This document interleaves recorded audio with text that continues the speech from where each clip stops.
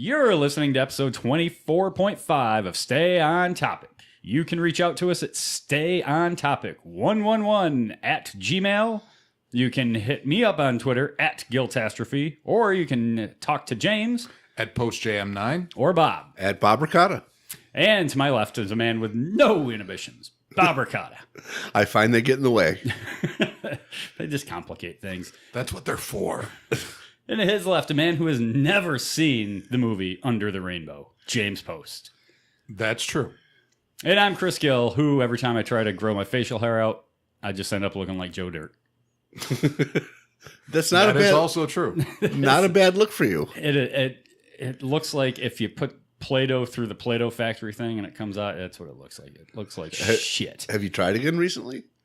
On accident. I just got lazy and didn't feel like shaving for like a week and a half, and I was like, good God, you look like shit. Did the drapes match the carpet? Oh, no, that gets maintained. Okay. Yeah, I keep up on that. But not my face. Some news and notes. Sad news to start everything off with. Walter Becker, one half of the founding group of Steely Dan, died at age 67 this weekend. Yeah, and this hit me pretty hard because I'm a huge Steely Dan fan. I know they take a lot of flack because they are very polished and produced. Some would say overproduced. I just find that their lyrics just delicious and biting and acerbic, and I enjoy that jazz influenced sound that they have. I love the clean sound. I mean, that's one of the things I love the most about them. I really feel like even if you don't like the music, you have to respect it. Yeah, even the most like hardcore shit I like, I still want good production. And man, you didn't get better production than Steely Dan. I heard they were almost impossible to work for, but they always sound perfect. Yeah, they are very clean, and it's a huge loss to the music world. Well, it's among audiophiles, sort of the most well-known and most used test track to see if your equipment sounds good is Hey 19. Really? Because it's so crisp and clean, and there's such a sharp, such sharp divisions between note and silence. It's to test the response of audio equipment. It's if you just go onto Spotify and look for like audio test playlists, it's going to be the first one on almost all of them. Wow. A neat little note that I didn't realize until Sunday when I was reading his obit. He and Don Fagen started their first band together in college, and their drummer was Chevy Chase. Yes. I did not know that until Sunday, and I was like, that's interesting as hell. Do you know where they get the name Steely Dan? I knew once, but please tell. I believe it is the name of a dildo in a William Burroughs. Of course it's William Burroughs. It would be. Novel or short story. Also, obviously in the news, the cleanup after Hurricane Harvey just decimated the Gulf Coast of Texas.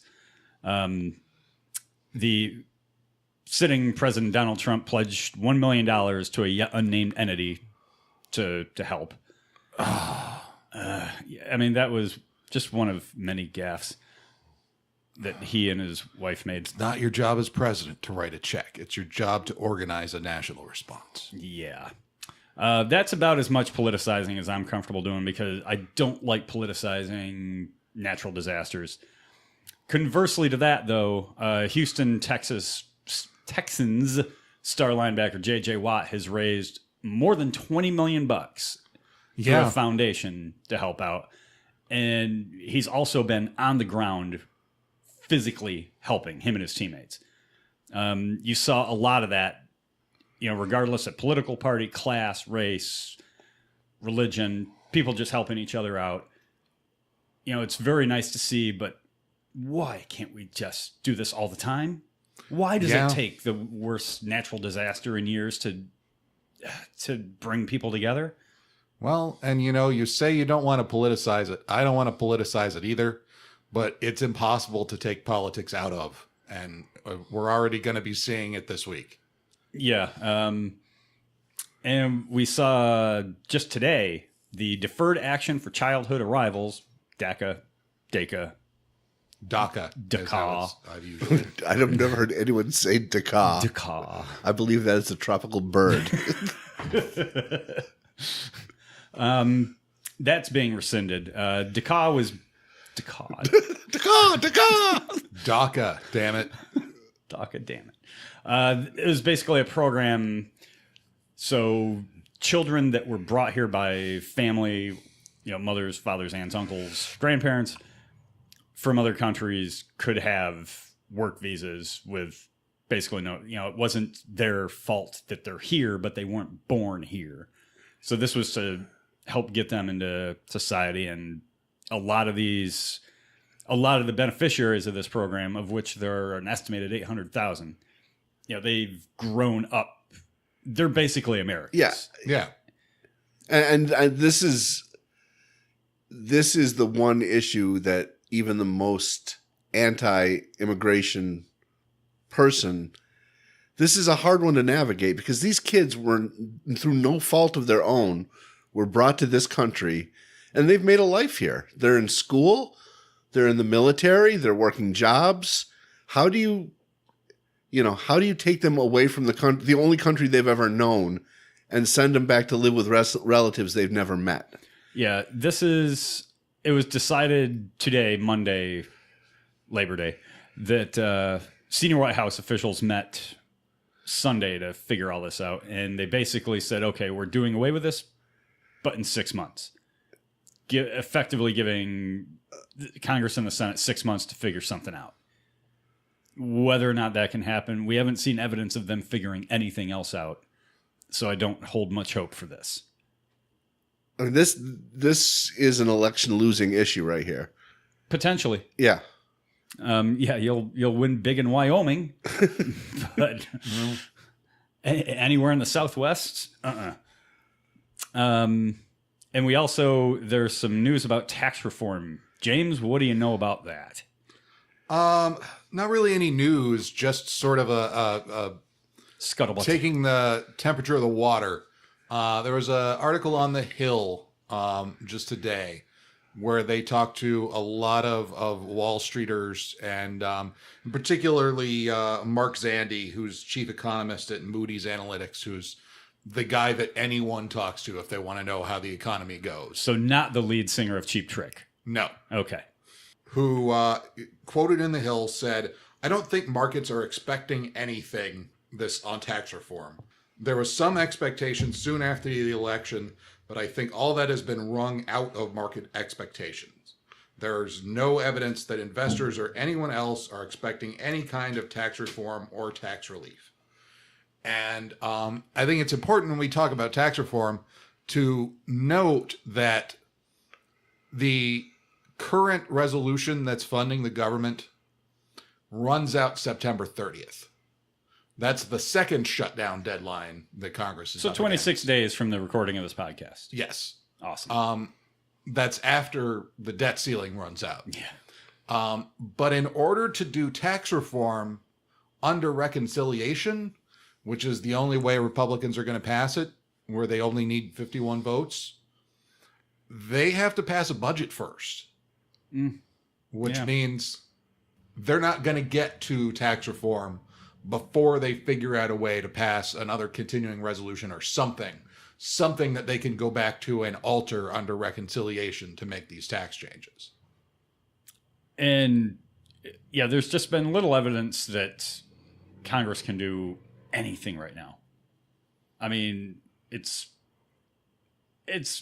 like we railed on the Congresses of the recent past, but man, this collection of people just can't get their shit together. Yeah. Well, let me ask the two of you this. Are the Democrats willing to shut down the government, comfortable that the Republicans will bear the brunt of the blame for it? Do you think the Democrats are comfortable enough knowing that the voters will blame Republicans for a shutdown? There's no one else for them to blame. I mean, even your most devout right-winger is going to say, holy shit, these guys suck. Well, and I hate answering a question like that because nobody's seen a bill yet. I mean, it's easy enough to anticipate what a Republican spending plan is going to look like and say that Democrats are probably going to be opposed to that. But I hate just jumping straight to shutdown without going through that process. And you had another note. Well, yeah, and that's I kind of touched on that. The response to Hurricane Harvey and how it's going to become political. There's a lot of talk about basically the bill that's up right now is $7.85 billion. Most of that, $7.4 billion, is for FEMA's disaster relief fund, which is basically empty at this point.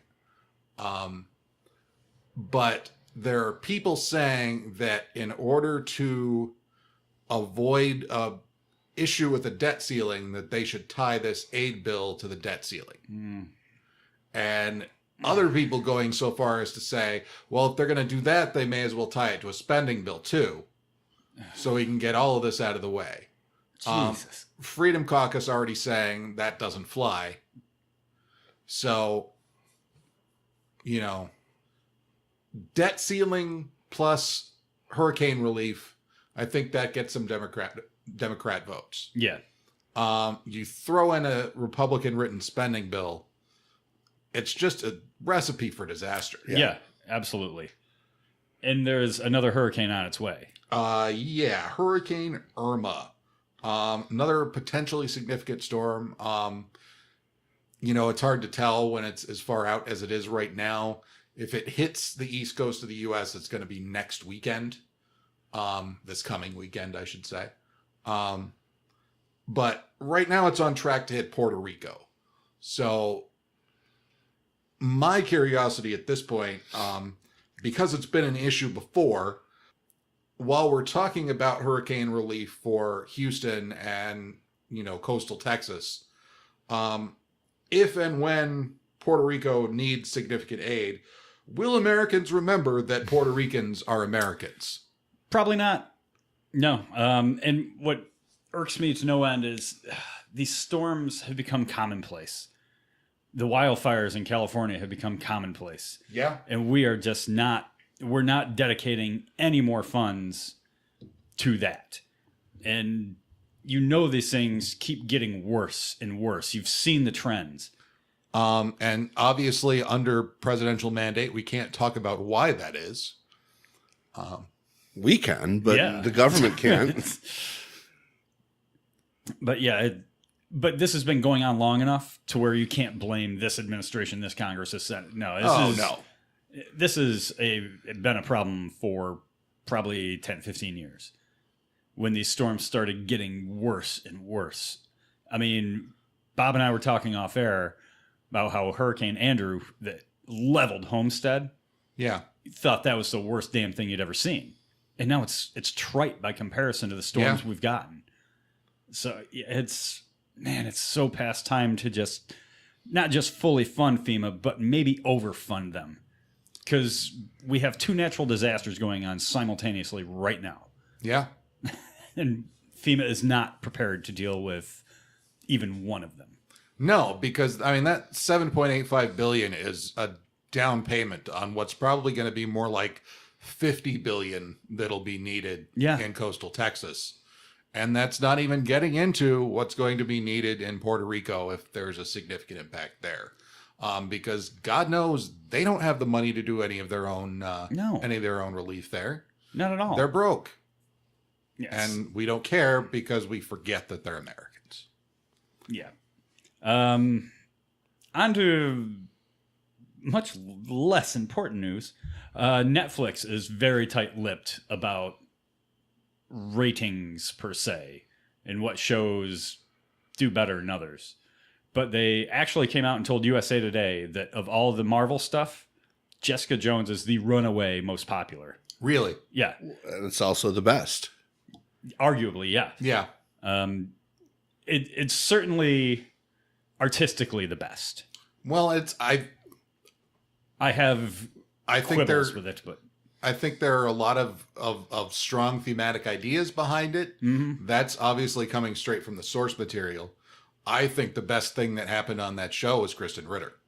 Oh, for sure. She is perfect in that role. Just amazing. And David, don't discount David Tennant. oh no, and No. he was obviously great too. And I loved Luke Cage, and he's a great presence on screen. I'm forgetting the actor's name. Mike Coulter. Mike Coulter, thank you.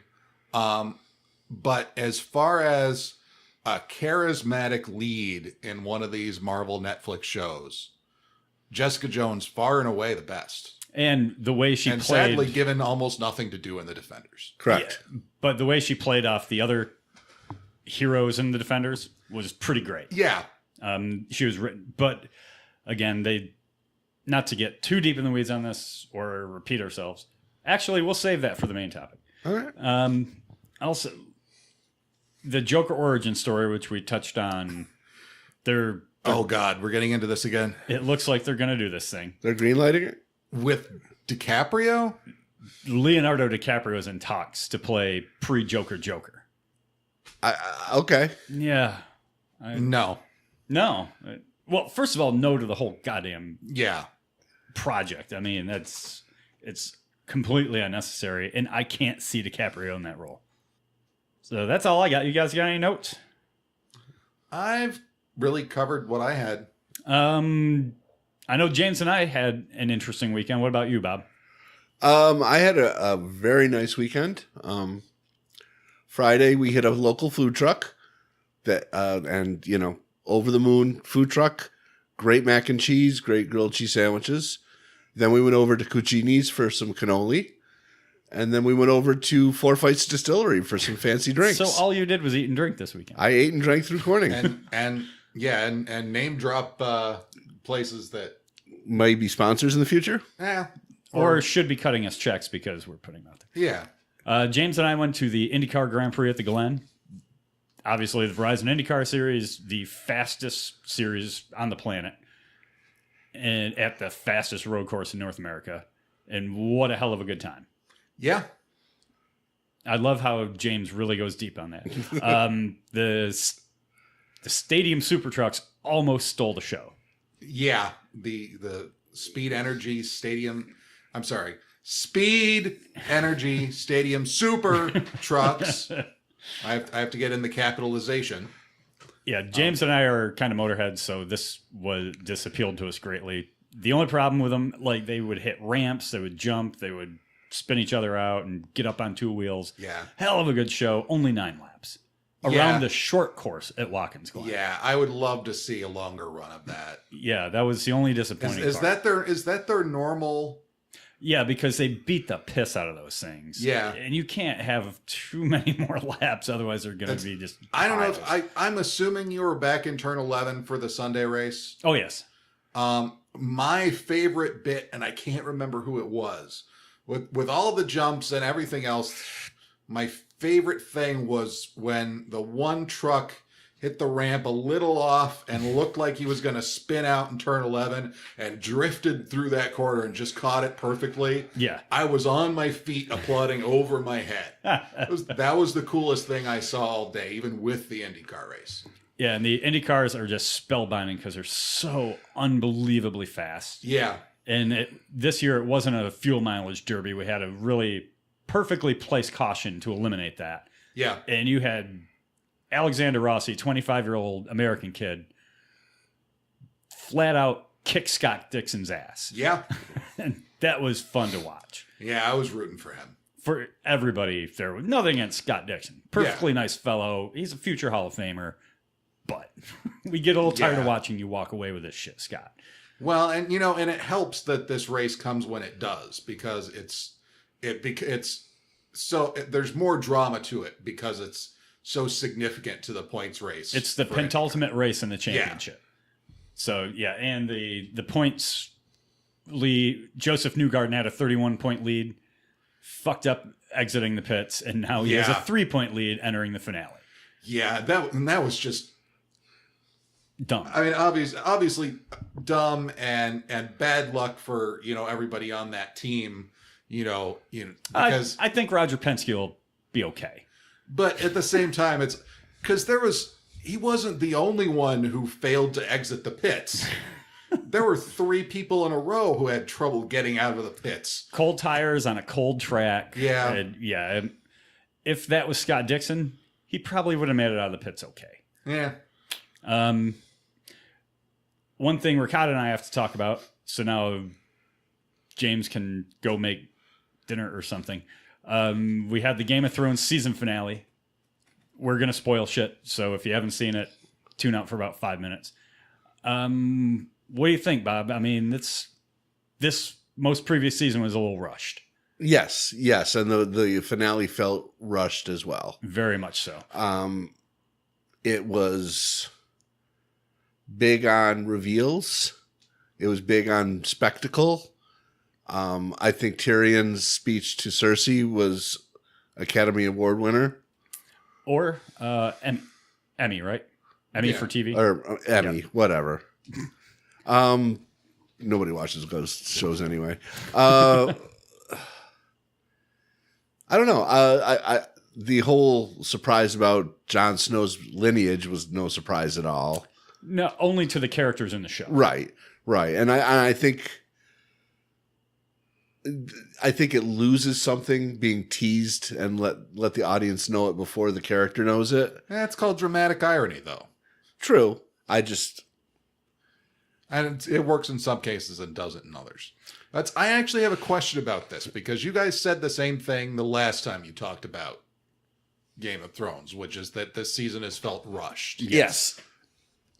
Any idea of why that's happening, given how much time they've had to play out this story? The most prevailing theory is they are not working directly off George R.R. Martin's source material as a guide anymore. Yeah, they've gone past they've gone beyond the source material, which is unheard of. Yeah, it's kind of weird.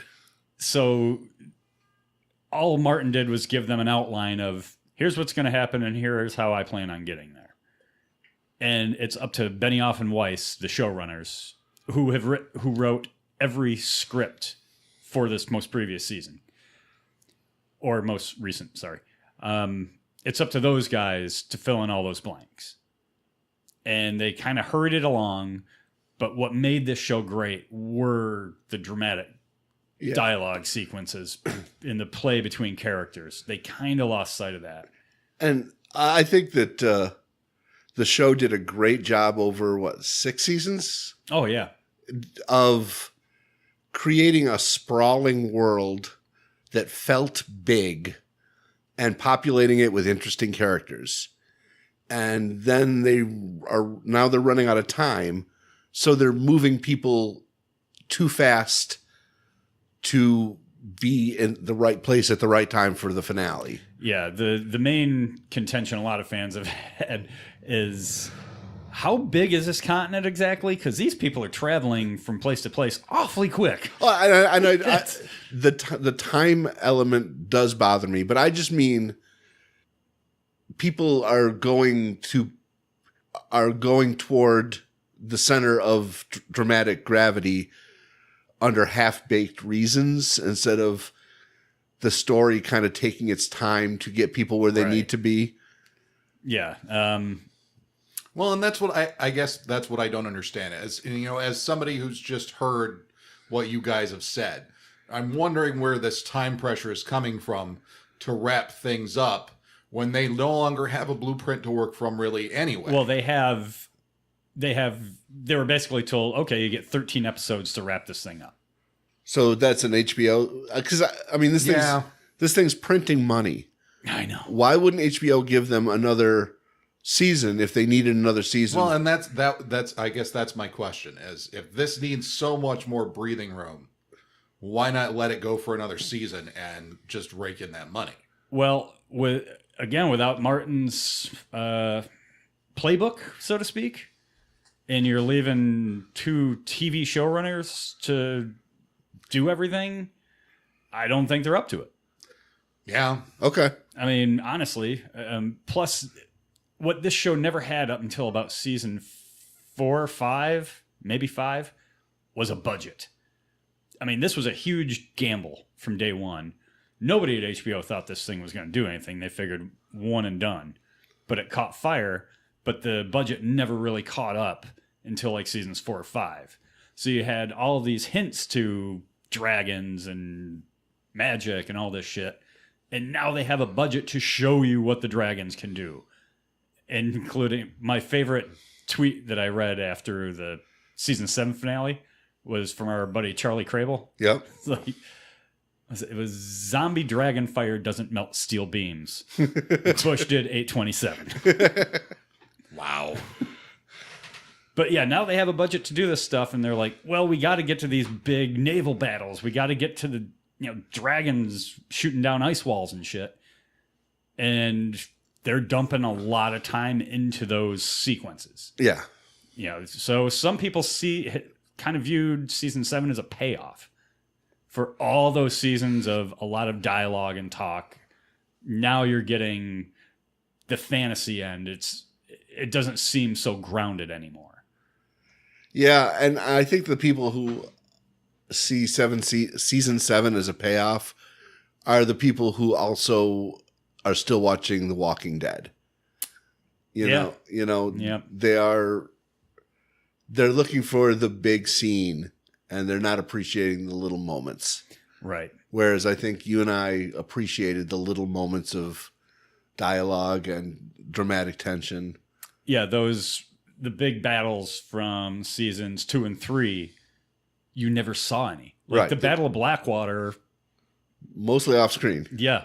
Same with Robb Stark outfoxing Tywin Lannister. You never saw those scenes because they didn't have the budget for it. Right. And now that they do have the budget and a more compact time schedule to do it. Don't make no mistake, it is still damn entertaining. Oh, as hell. Yeah. I mean, you're so committed to these superb characters and storylines that you're like, okay, yeah, it feels rushed, but it's still Game of Thrones. Right. So moving on to the topic of the week. It had to happen. Marvel versus DC. And I don't know that there's going to be a clear-cut winner in this. No, and I really didn't come into this intending to argue one side or the other. No, but there are certain facets across, I figure, 4 forms of media that Marvel and DC really, especially nowadays, almost own entirely. And by saying 4 forms of media, I'm assuming you're discounting the 45 that they put out from Dazzler. Or, the Batman soundtrack. So, okay, DC wins that one. The source material, obviously, the comic books. Yes. That's one battleground. That's where it all started. And it's always kind of been a battle between the two companies. Movies, which for a long time DC was just kicking ass. Television. What? Nothing. Keep going. No? Okay. And video games. Those are the big 4, in my opinion. I can't think of any others. And of those, the most money is in video games, but no one cares. Larger industry by far than movies now. And much more expensive to produce, surprisingly. That's what really shocks me. But anywho, let's start with the source material. Okay. I guess we'll start with DC because alphabetically they come first. DC has had a really weird ride up to where we are now with their comic books. Yeah. They started the superhero genre in the Golden Age, and the characters were really one-dimensional, really did some stupid things and had some silliness to them. Took them a long time to kind of get a little more grounded and serious. And right up to the 70s. I mean, they were goofy for a long time. Once they hit their stride with like the Silver Age, just the tail end of the Silver Age Batman stuff was fantastic. When you had forgot the writer's name, Denny O'Neil and Neil Adams run on Batman changed it forever and for the better. He became the Dark Knight at that point.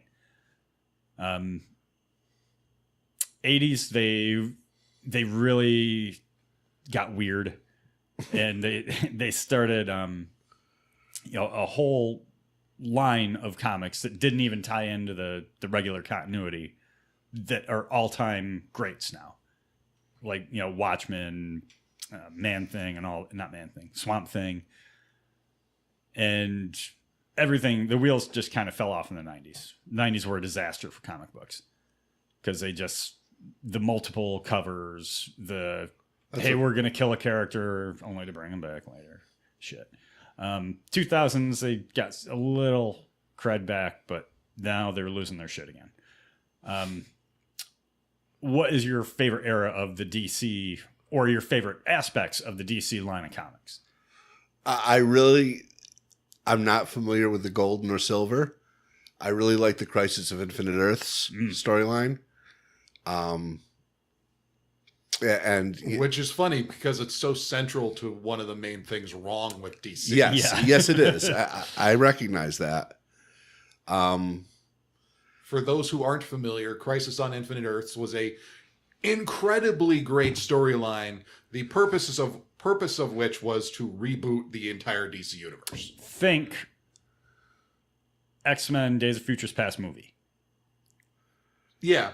How do we reset this shit? Yeah. That's what Crisis on Infinite Earths was out to do. But good. Days of Futures Past wasn't bad. It certainly wasn't the best, but it wasn't bad. And then the run of Grant Morrison, Animal Man. Yeah, Grant Morrison, anything. Yeah, really, and he did a lot of work for DC. He took my favorite character and Grant Morrison, and it was amazing. It was just amazing. James, you have a... Well, what's interesting to me about DC, and it's hard for me to talk about this aspect without already comparing to Marvel, so I'll just go ahead and do it. I think about Marvel as having an incredibly long and deep history because they've largely maintained a continuous continuity from when they started making superhero books. Even though they started 30 years after DC.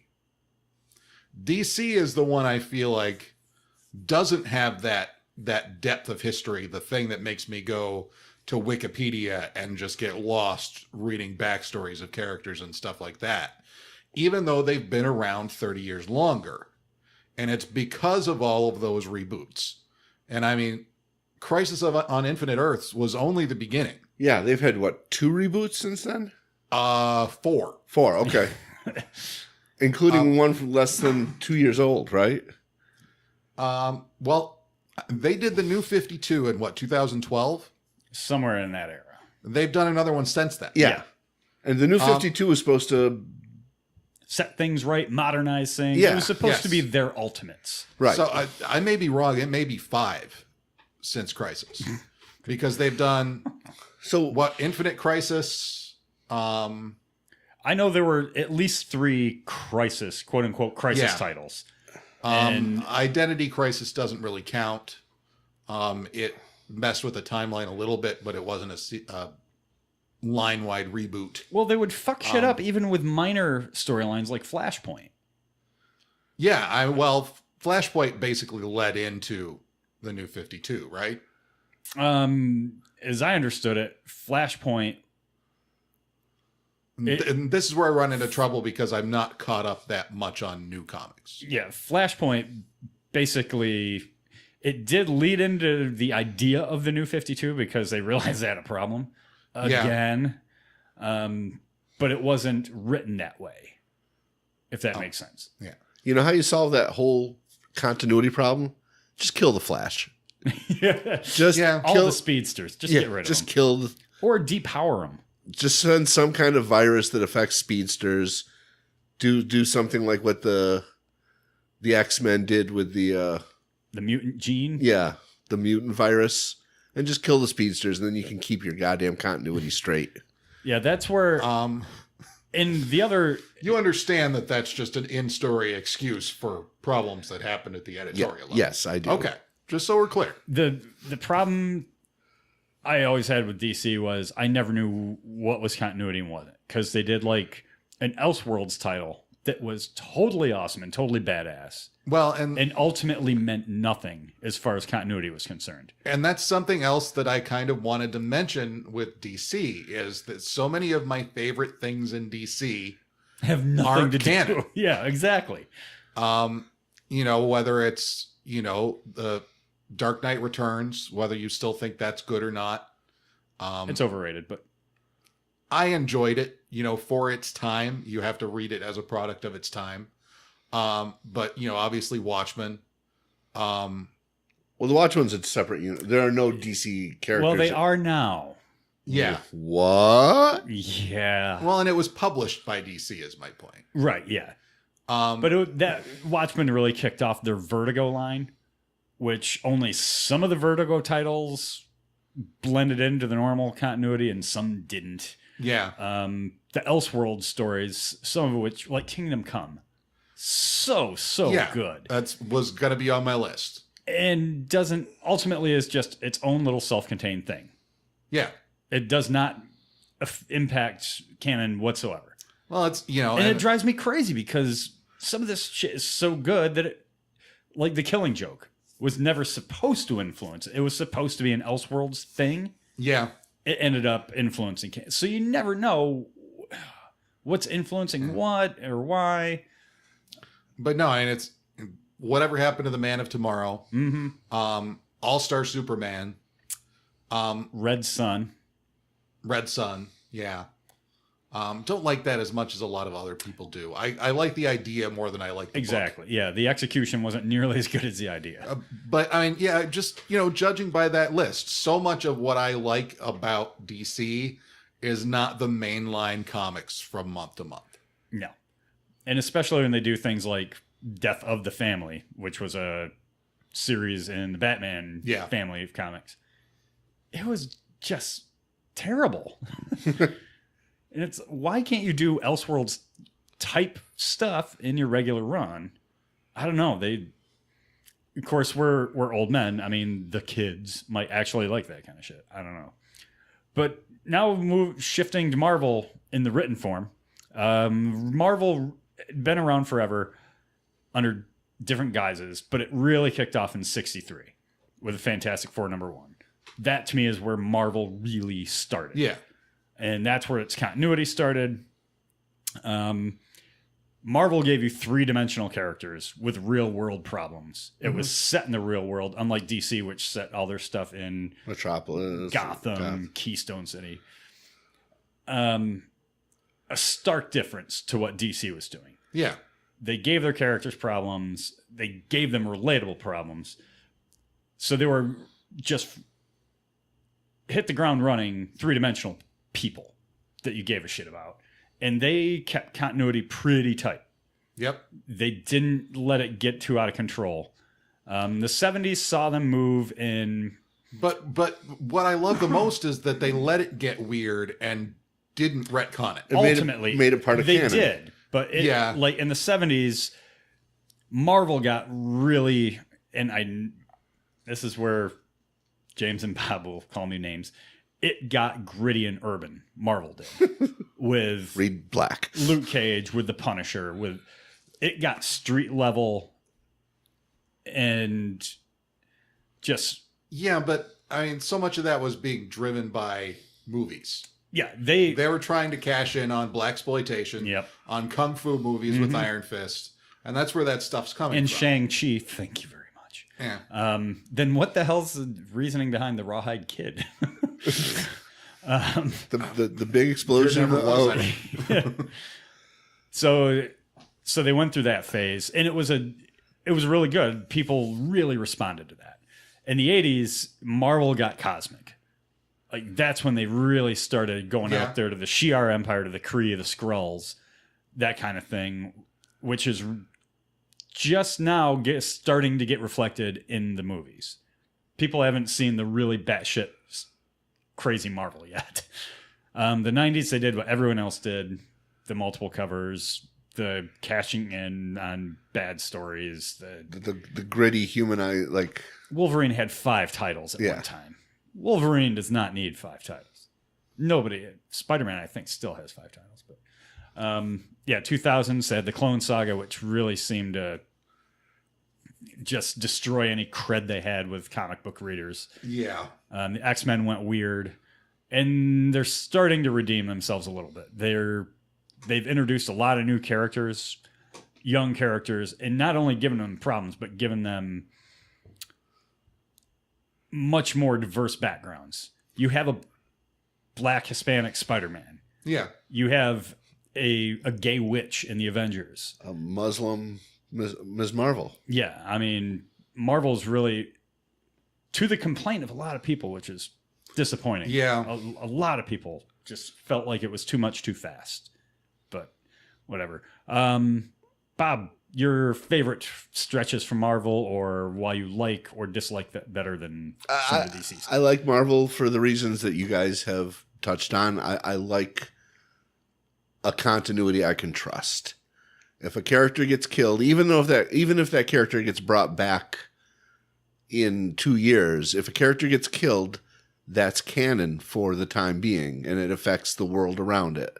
It's not a what if type scenario where, oh, he's not dead in this continuity, but he's dead in this alternate reality. And especially with Spider-Man and Fantastic Four, you could tell that the writers lived in New York City. Oh, yeah. I mean, New York City was almost its own character in Spider-Man. I like the risks the Marvel took with the X-Men. Yeah. I mean, they were a metaphor for whatever minority was being oppressed at that time.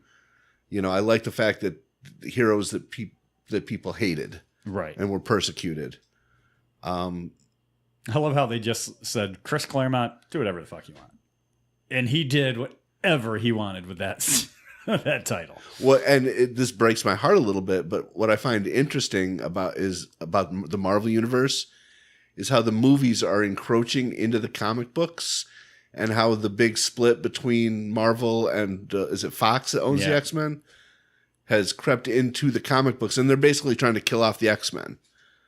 And replace them with the Inhumans. Well, and they're sort of, as I understand it, in the midst of almost a soft reboot of continuity in the comics, right? Yeah, that's the Battle World, Battle World, and in Secret War. Yeah, both of which are not the first times that events have carried those titles. No. This is the third Secret War. Yeah. The second Secret War, which, by the way, had no war, nor was it secret. No. Not so much. James, what about you? Best and worst?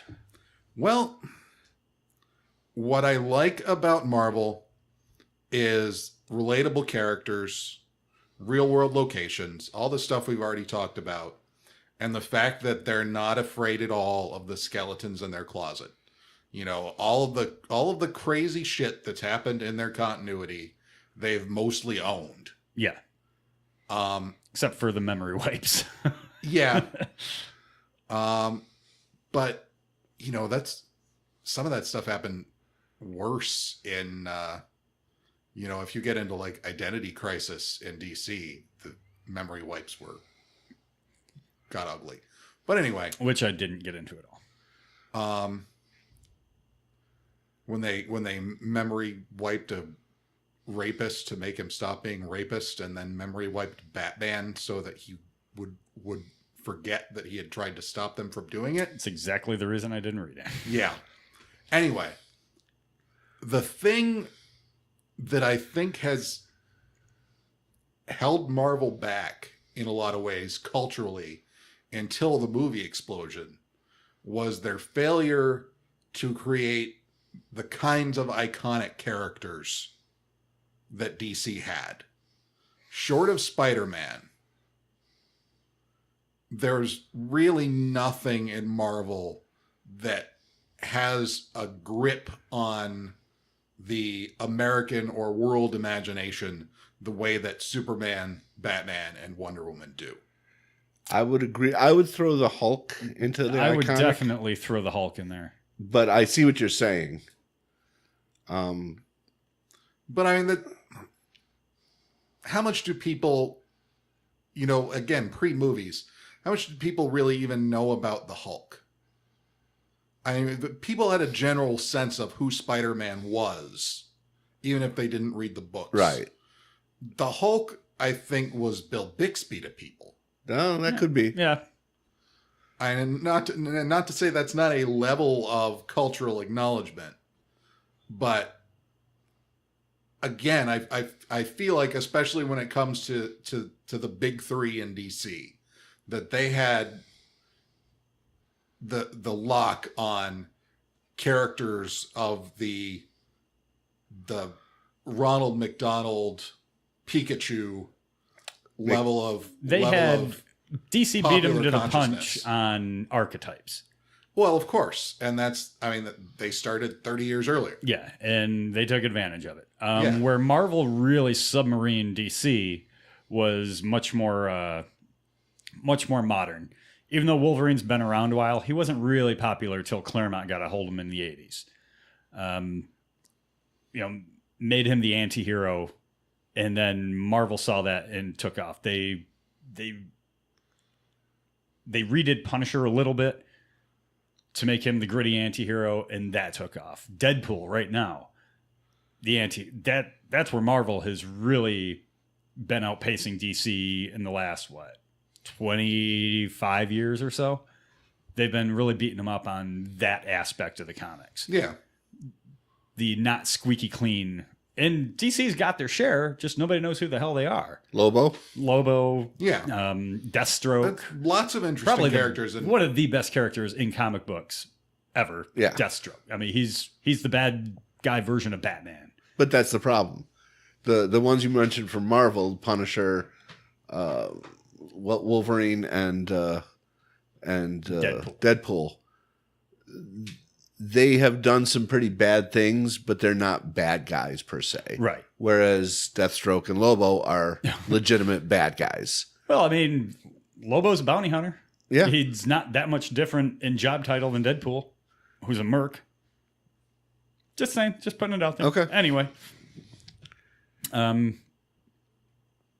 so you were saying, anyway, they hadn't developed icons that rule the world. The fact that they were able to get a foothold with a character like Iron Man in movies shocked me, because that was all Robert Downey Jr. Yeah, because if you want to look back, and I know I'm trailing into movies already, but we're going to get there anyway. Yeah. To the Richard Donner Superman, and the level of wonder that drew out in audiences when it came out in 78. There was no Marvel character that you could have made a movie of that quality of in 78 and gotten the same response. No, maybe if they took a better swing at it, Captain America would be their most grounded as far as being able to do that with the effects available to them at the time. Yeah. There's no way you could do Spider-Man. You couldn't convincingly do the Hulk. The TV show never did the Hulk justice. No. So yeah, DC could do Superman and do Batman with relative ease in the movies because the effects were available to them to do them and looked pretty good doing it. Except Batman couldn't turn his head. Yeah. But not only that, but so much is taken as read. And you can get so much emotional impact out of referencing things people already know with those characters that you can't do with an Iron Man. Yeah. So, I mean, to me, that's the advantage that DC has completely fucking squandered. But that's the advantage that DC has rooted in its source material that it should have been able to take more advantage of in other media. I am totally going to destroy your segue because Bob said something that I thought Marvel did that was very clever. The what ifs. Yes. What if Peter Parker wasn't bitten by the radioactive spider and somebody else was? They would do those Elseworld type stories, but make it clear right up front. This is not part of canon. This is just a one-off. Enjoy it. Yeah. But the Marvel team-ups, which were very cool and very fun in the late 70s, early 80s, those were part of canon. And so you would get like Daredevil and Moon Knight teaming up. And that shit was cool. I've heard Moon Knight's put out some great stuff in the last couple of years. I don't know. I always thought it was a really underdeveloped character. And it could never find its footing with its own comic. The thing I find interesting is that, because you pointed out that DC had a 30-year head start on Marvel, how many characters Marvel just flat out ripped off from DC? Oh, for sure. Hawkeye? Yeah. Yeah. Sentry? Yeah. Although Sentry had his own little quirk. Okay. That he was batshit insane. Sure. But he was basically Superman. I always viewed him more as Shazam. Okay. But either way, yeah. I didn't say Captain Marvel just because I don't want to confuse things. Namor? Namor came first.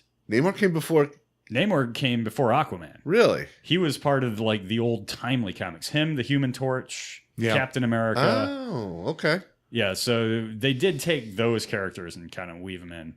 Gotcha. All right. But yeah, they obviously rebranded the Torch because duh. But yeah, Namor has been Namor forever. Talk about anti-heroes. Yeah. I don't know what side that guy's on. He was always one of my favorites. The side of rape. It's rape with this guy. That's comes up a lot in comics. So yeah, I love the what ifs. They told you, hey, this isn't continuity. Don't get it confused. Yeah. Did it really well.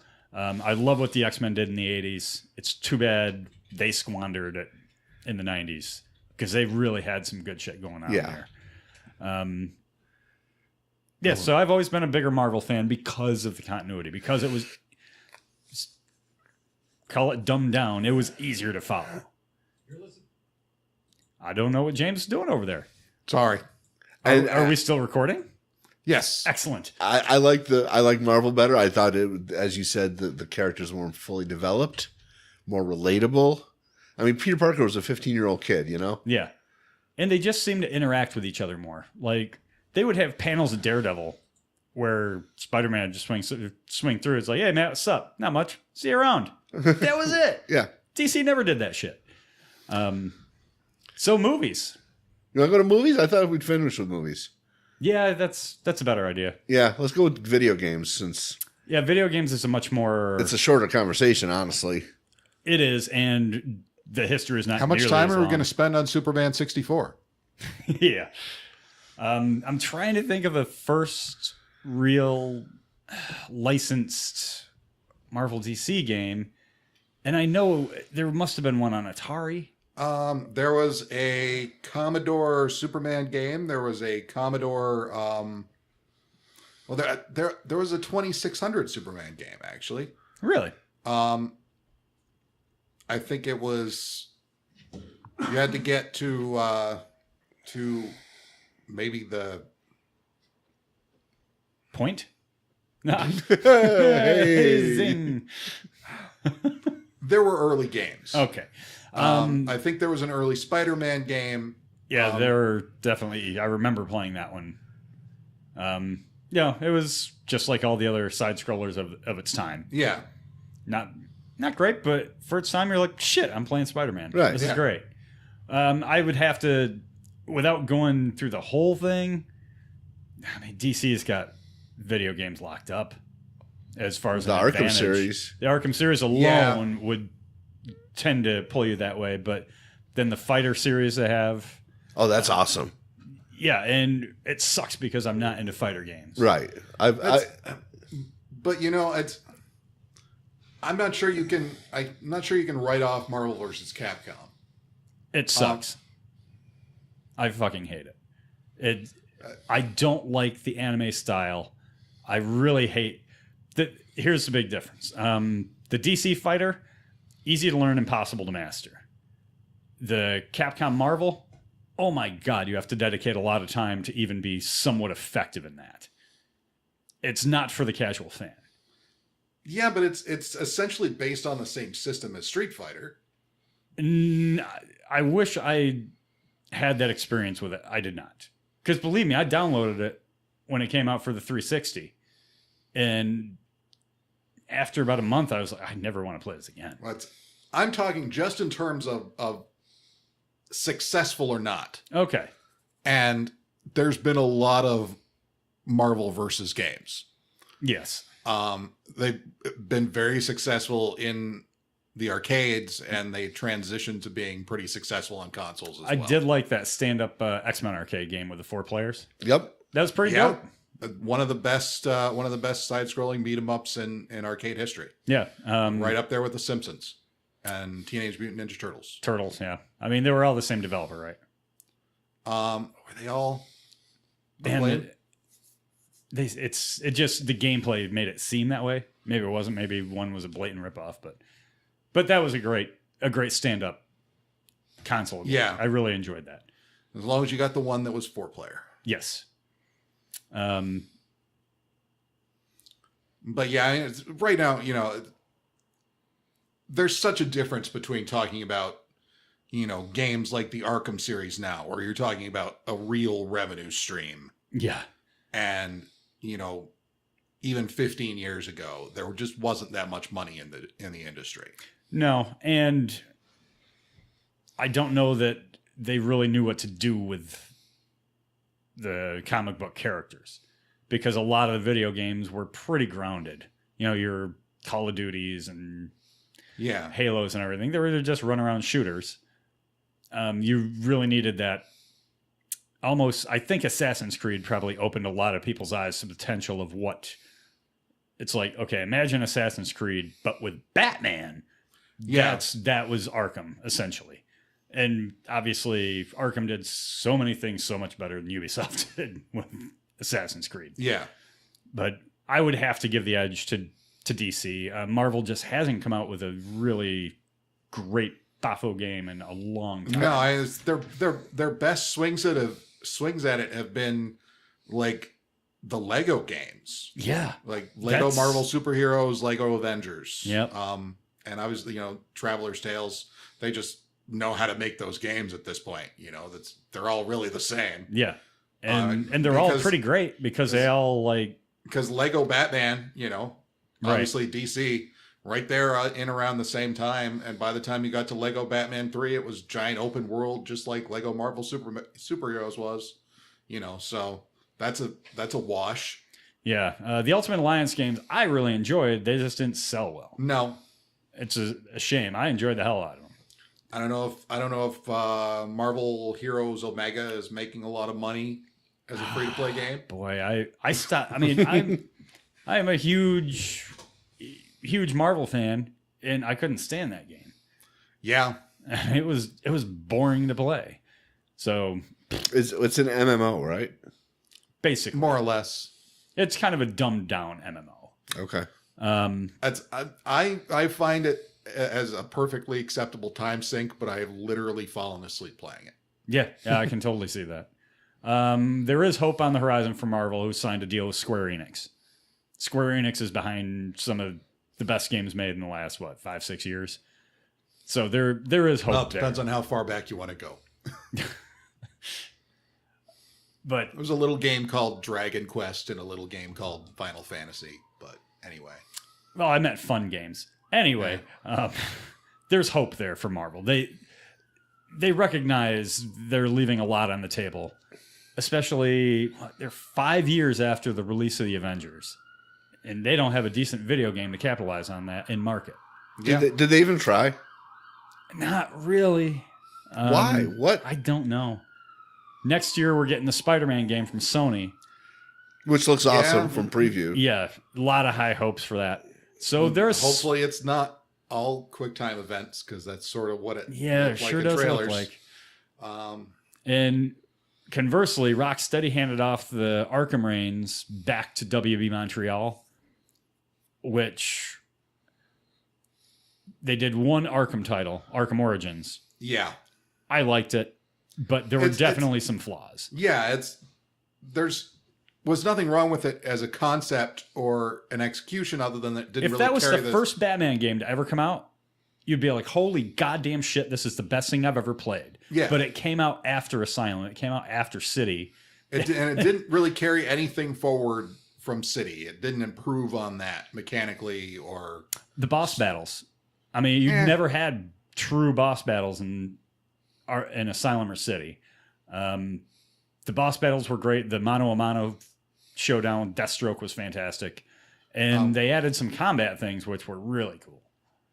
But they didn't know how to make a video game in the technical sense. No, the structure of it, most notably, like the way you leveled up, so to speak, you could only do within certain parameters.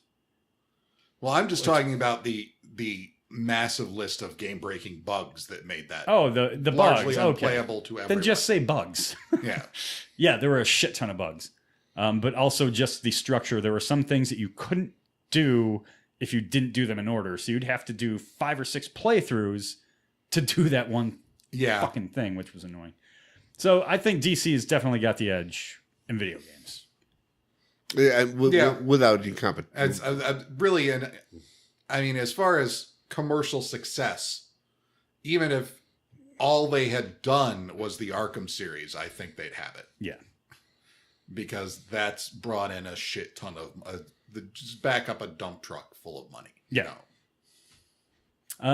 Television.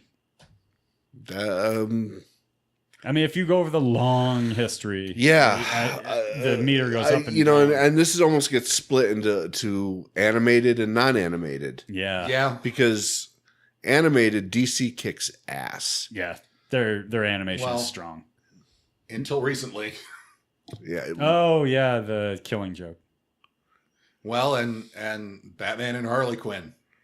Oh yeah, I forgot about that. That's pretty ugly. But historically, yeah, in general, they've done much better animated stuff. Even though I don't like the animation style, their stories are fantastic. The voice acting is stellar. Terrific. Nathan Fillion. Oh, forget about it. Yeah, Kevin Conroy is like my definitive Batman. And Mark Hamill. Perfect as Joker. Yeah. The best iteration of Joker. Yeah. I mean, the peak, I think, is Batman the Animated Series, obviously.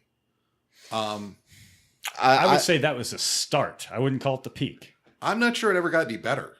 I enjoyed... Doom? Doom was awesome. Under the Red Hood? That was good, too. I've seen them. Mask of the Phantasm? I consider that part of it. It's the same creative team in the same universe. I mean, but it was like 5 years after. Yeah. No, Mask of the Phantasm is in my top 3 Batman movies. So, and going back, I mean, we had the Super Friends. Well, we have Justice League Unlimited. Yeah. Which was incredible because it had brought in the Justice League's huge bench. Yeah. That's kind of what I was getting at, is the fact that even though I think that Batman the Animated Series is the best thing they've done, they've still kept me coming back with Justice League Unlimited, Brave and the Bold, Young Justice, which I enjoy. You haven't seen yet. I haven't seen yet. Sounds like a Cinemax late night thing. I've explained the premise to you, right? Yes. Okay. To our listeners, it basically focuses on the sidekicks. Your Robins, your Kid Flashes, your Speedies, your... We've just decided to do Teen Titans again? No. Because Teen Titans is awful, unwatchable garbage. Well, I know, but as far as story concept, that's the book of Titans or Teen Titans. That's what that was. Yes, I recognize, but minus Cyborg, minus the emo chick, minus Starfire, who I'm kind of sorry to see not in it because she walked around with very little clothing in the comic books, and she was orange. Yeah, I got a thing for orange. Okay.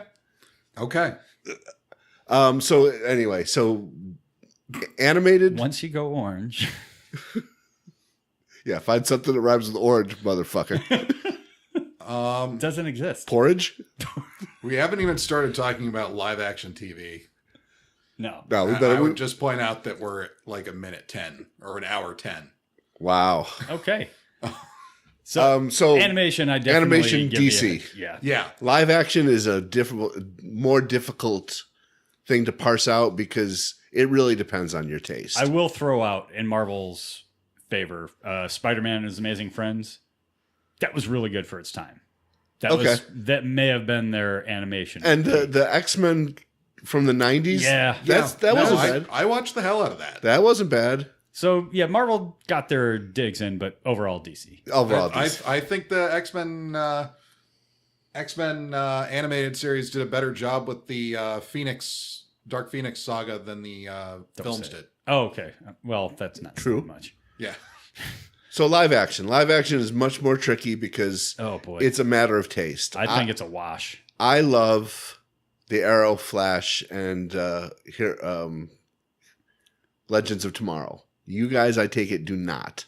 I really liked Arrow first 3 seasons. Really strong. Yeah. Supergirl season 1 was really strong. Flash seasons 1 and 2 season 1 was fantastic. And man, it just started immediately going off the rails with introducing, like, everyone had speed powers all of a sudden. Yeah. Can't keep characters dead, that kind of shit. Right. That pretty much reflects entirely my own experience. And I don't have the patience for 22 episodes anymore. Okay. We're split on the CW verse. Gotham, I've watched one half of one season and got bored with it. It was awful. It's a police procedural in Gotham City, isn't it? Which, that would be cool if that's all it was. But they were trying to do all this other shit. And oh my God, none of it made sense. Like, the villains weren't villains before Batman. The villains didn't really start popping up till after Batman as a response to Batman. Right. And that's like the big premise behind that character and his rogues gallery. And you're going to undo all that in the shitty cop procedural?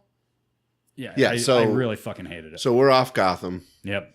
And I guess if you going way back, I mean, the 70s Wonder Woman, the 70s Hulk, this obviously Batman 66. Sure. Yeah. Batman 66 is probably the most culturally significant thing to happen in comic books, maybe ever. Right. And it was a comedy. It was funny. And it got good ratings. It's a shame what happened to it, but yeah, and I'm not sure we'd be talking about a lot of this stuff if that show had never been on. Yeah, I know. So that was really significant. Marvel's obviously on network television. Agents of S.H.I.E.L.D. has been so up and down all over the map. It's currently very good. Yes, it's in a hot streak. Yep. You mentioned the Hulk. Yep. I mean, that was culturally significant. Yeah. But nowhere near the level of Batman 66. No, but for its time, it was well viewed. For sure. I was a little kid when it was on, and yeah, I loved the shit out of it. Now you can't sit through them. No. Maybe the Bigfoot episodes. So it seems that DC is dominating the. I would say that if it wasn't for Netflix. Yeah. Netflix is making Marvel culturally significant on the small screen. Especially like we had touched on earlier with Jessica Jones. Won't retread that. The Daredevil series is fantastic. I love it. It's fun. It's just so much fun. And season 2 is so good and so rewatchable. I would say season 1 was better than season 2. So would I. I think Luke Cage needs some help, but with the right guidance, could be fucking great. I think it's got great artistic vision. They need some tightening of the storyline. Very much so. Yes. I know that's a young showrunner they have over there, so maybe just a little guidance. But man, the first half of that season was strong. Iron Fist is a goddamn disaster. That's why they changed showrunners. It's awful. I'm not going to apologize for. I mean, he sucked in Defenders. It was just really bad casting. Bad casting, yeah. And to undo that now is... You can't. No. So I think television's a wash.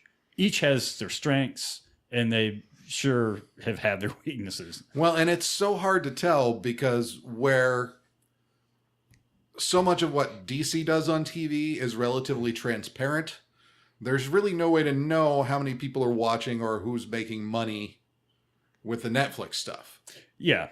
So it's hard to judge it even from a financial standpoint, like who's more successful at this point. Right. And that's why I really didn't want to bring financials into it, because otherwise our last form of media, that's a no-brainer. Yeah. Marvel is just kicking the shit out of DC on so many levels on the big screen. Well, are there any levels that they're not? I mean, Maybe the big complaint that I always hear is sameness. The only ones that really stick out, movies of the MCU that really stick out, are the Guardians movies. And even those, don't touch the goddamn microphone, James. We've talked about this. Even they have the same basic blueprint. Big effects, be funny. Punch up your characters, make them likable. That's kind of the thread that runs through the MCU, very much like their comic books. They have a tight stranglehold on that continuity, and they do it really well. yeah. But that does give the sense of sameness. Whereas DC, boy, they give them that. They're all really different. Well, I mean, All right, so they're different, but they're all terrible. No, excluding the Nolans. the Nolans. Well, yeah. And I know one of them. I know it's not part of the main DC continuity. I like The Watchmen. I really like, yeah. No, I really enjoy that movie. I So- wasn't really counting that, but Well, it has to factor in. I mean, 89 Batman has to factor in. You know what I mean? yeah, But yeah, that was amazing for its time. oh, forget about it. Yeah. Yeah. I mean, that was the first time you saw a superhero on the big screen that had the edge and the grit and the dark, without being the Nolan Yeah. type. So yeah, Batman 89 was a huge deal. Kind of felt like they squandered that, Yeah. because Returns was just off the rails crazy. Well, And then it went right back into camp. So, are we all in agreement that the best DC movie is The Dark Knight? It's really tough to argue against that. James? Or do you think, are you a Begins guy? I love The Dark Knight. I still think the best and most significant DC movie is the Donner Superman, the first one. Yeah. It was the best representation of that character, I think but that it wasn't the best movie. Like the best structure, the best laid out, the best filmed, best cinematography. Certainly effects were, some of those effects you can still see was done on a... I'm not sure with what they had at the time, I'm not sure they could have made a better movie than they did. Probably not, but they were still held back by the effects of the time. Well, that's always going to be the case. Yeah. But All right. So Right? You can't, because obviously Casablanca can't be one of your favorite movies because look at the limitations. They only had Okay. black and white. then I'll throw it down. The end of Donner Superman is fucking stupid. It's Yeah. ridiculous. I mean, that alone should take that right out of the equation as best DC movie. Because it was so over the top stupid. Nothing ridiculous happens in The Dark Knight. Oh. He flips a truck. Okay. So anyway, whether you are a Donner Superman guy or a Dark Knight guy, where would those movies rank in the Marvel universe? Like, would you I see. would you put them ahead of Ant-Man, or would you put them? I hope so. Yeah. Yeah. I would not put either of them above Winter Soldier. Winter Soldier to me is the most flawless comic book movie ever made. I mean, it's goddamn perfect. I agree with that. To the extent that it's a comic book movie. What do you mean? Never really felt like I love the movie. It felt like doesn't really feel like a Captain America movie to me. It felt like a Bourne What? Identity or something. It feels like a Bourne movie. Yeah. That was the first representation of that character on screen where you're like, yes, that's how Captain America would move. Yes, that's how Captain America would use a shield. The Russos nailed it. That opening siege of the ship when he's, doing no look, shield tosses off the walls and knocking bad dudes out. That was the best representation of Captain America to that point. It's something Whedon couldn't do. It's something Joe Johnston couldn't do. But Captain America is not about how he fights. Yes, he is. That's very much about Captain America. I mean, Captain America is an old school brawler who can toss a shield. That's Captain America. How do you think he should fight? No, I'm not saying I don't care how Captain America fights is my point. My point is, Then why do you watch superhero movies? That's like part of the big deal. I don't get that tied up on the action scenes. I feel like I think not you're just that- being provocative. I feel like not that much was done with the character of Captain America in Winter Soldier. Because he had 2 movies to let you know this is Captain America, this is what it's all about. He's a man out of time, as was said in The Winter Soldier in the bunker. Wow, But by, like I said, it's not that I don't love the movie, but by Winter Soldier, he just acts like spy movie guy. Like other than the little like jokey references to, things he hasn't seen or whatever, he doesn't act like there's none of the sort of overwhelming moral rectitude or any speech sort in of the bunker of the Triskelion between him and Fury, the back and forth. well, That showed you exactly where Captain America was coming from. yeah. Man, And I don't that- understand this at all. All right. So, your favorite DC movie or Guardians? Oh, my God, that's tough. Guardians is just more rewatchable. They may not be as good as the best DC movie or the most well-made, although they're pretty tight. Like, everything makes sense in the Guardians movies. Everything that happens is happening for a reason and is set up really well early on. But they're just more rewatchable. James? I really like Guardians, but they just don't have that much depth to them. No, they're very popcorn. Yeah. So I don't consider them that rewatchable. Bob, answer your own question. I would. The Dark Knight is 4th on my list of comic book movies, behind Winter Soldier, Guardians, and the first Avengers. It's definitely my top 5. But I also have V for Vendetta up there, which James can't stand.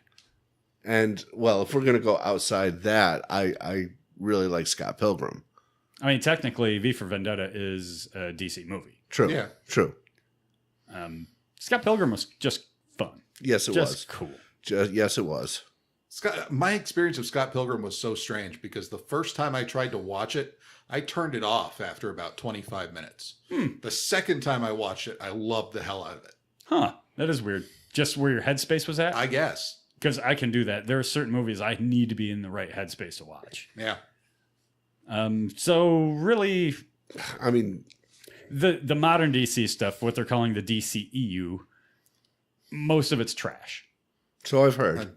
I've not seen them. Smelly garbage fire. The only thing I've seen is Suicide Squad, and talk about squandering an opportunity. I know. That had the potential to be such a fun movie. I know. How do you make a movie like that not fun?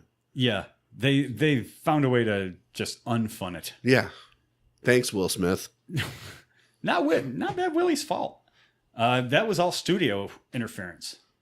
The studio wasn't getting what they wanted, and David Ayer was going for something really different. So instead of just shit canning him like Disney did with the guys on the Han Solo movie, they kept him on but tore his movie apart. Yeah, they had it recut by a trailer house, right? Yeah, Yeah, and put a lot of crashing helicopters in. It's got to be the movie with the most crashing helicopters. Some of them are from other movies.